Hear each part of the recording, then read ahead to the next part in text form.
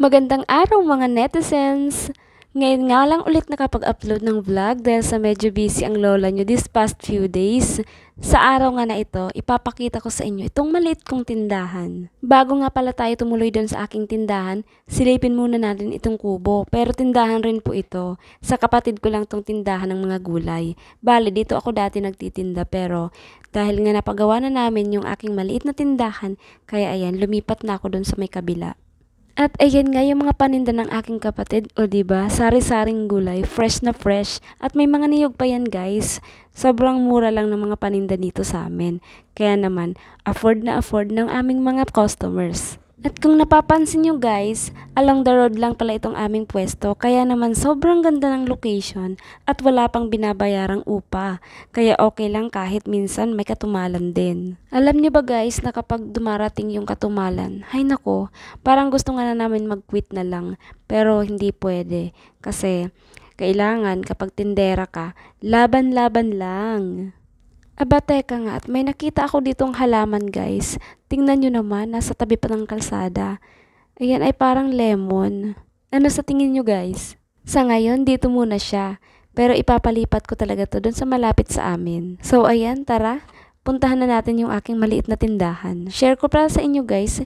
Year 2020 pala ako nag-start magtinda at mga gulay pa lang yung aking paninda noon. Pero since mabigat at matrabaho talaga yung pagtitinda ng gulay, kaya nag-shift na lang ako sa sari-sari store. Isa sa mga passion ko talaga yung pagtitinda kasi bata pa lang ako, talagang nagtitinda na ako ng mga gulay at kahit mga isda. Guys, yung pagtitinda, it's a skill and syempre passion na rin yan. Kahit bata pa lang ako, ang hilig ko na talagang magtinda-tinda noon. And ang sarap sa feeling ng nakakabili ka ng mga gusto mo out of your hard work. Dati parang nasa isip ko pa lang to eh.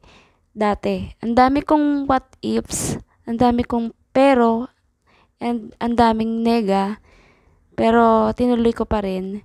At ngayon nga, eto na siya. Kahit maliit lang yung tindahan, it's a dream come true. Ang daming struggle bago natapos tong tindahan. As in, hopeless na nga ako na matatapos pa ito dahil sa kawalan ng financial support. Pero pag porsigido ka talaga at pinag-pray mo ang isang bagay, God listens. And salamat sa family ko na todo ang suporta kahit at first hesitant din sila pero pinush ko talaga. Sabi nga nila, if you want something, work for it. Pero ito guys, real talk lang. Sa loob ng 5 buwan, simula noong naipatayo ko ang tindahang to, may times talaga na walang benta, as in zero benta talaga. Nakakaiyak pero kailangan porsigido pa rin. Syempre, wala namang nagtanim na nag-harvest ka agad, diba? Kaya naman sa mga nag-e-expect na palaging may pera ang mga tindera, in your dreams na lang kasi ang totoo, yung pera sa tindahan, di talaga pwedeng igastos sa mga personal needs. Dahil ang pera ng tindahan ay hanggang tindahan lang. Kaya naman sa mga kapwa ko tindera dyan at sa mga aspiring business owner, kailangang matyaga lang at matatag sa pagtitinda. Syempre, itong mga friend nating marites dyan, magtatanong na naman, o anong napapala mo sa pagtitinda mo kung di ka naman nakakagain financially? Ay, syempre po, meron tayong napapala.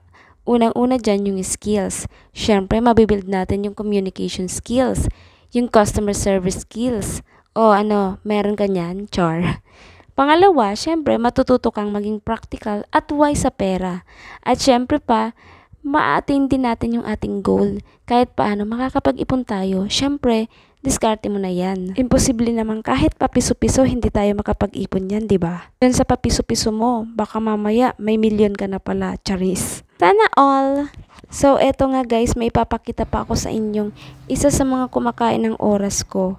Eto yung mga DIY na mga pantali or hair ties. So, ayan, ina-upgrade ko lang yung mga pantali dyan. Nilalagyan ko ng mga ribbon and voila, ayan na, pwede na nating ibenta. At yung iba, nilalagay ko talaga dyan sa plastic para naman safe at hindi madumihan. Medyo nakakangalay nga lang guys kasi wala pa ako talagang lalagyan yan or area na pagtatrabahuhan ng mga yan.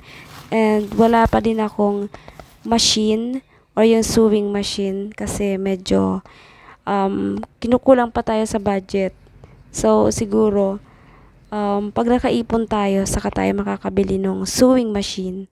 So, around 8 PM nga ako nagko-close ng tindahan, guys. At sa mga oras na yan, nakatambay kami sa tindahan kahit brown out. Yes, brown out guys. So, emergency light lang yan. Buti na lang at nakabili talaga ako niyan. So, nagagamit talaga dito sa tindahan. And, ayan nga guys, nag-i-edit ako ng aking script. So, busy-busy ang lola nyo. Shoutout nga pala sa aking friend na nagbigay nitong fresh rambutan. Inakyat niya pa talaga yan para lang maidala dito sa bahay. Grabe. Grabing effort, 100%. At eto nga guys, habang nagpipainting ako, may pusa namang pagala-gala dyan. Buti na lang hindi nagalaw yung aking painting. Nako. Yan guys yung isa sa mga perks. Kaya gustong gusto ko yung may sariling oras. Na hindi ko talaga magagawa kapag may full-time job. So yan yung isa sa mga hobbies na di ko talaga ma-let go. At kaya naman pala papansin na itong si Maming kasi gutom na. So again, papakainin ko na muna itong dalawang to. Ito nga palang malaki, si Maming. At ito yung, itong maliit na to, si Pedro. So, perks to my sister. Siya yung nagpangalan niya. At pati na rin itong asong makulit. Pinangalanan din to ng kapatid ko. Siya nga pala si Sky. So ayan, ang napakalikot, napakaingay na aso. Pero napaka-sweet. At talaga namang gustong-gusto niya yung nahahawakan siya. Super clingy lang. Nakakatawa mang isipin na isa sa mga advantages ng jobless talaga yung makakapunta ka sa dagat anytime. Ito talaga yung feeling na malalet go ko the moment na magkaka full-time job na ako. Sad reality. So ayan lang muna for today's video guys. Thank you so much for watching. Bye!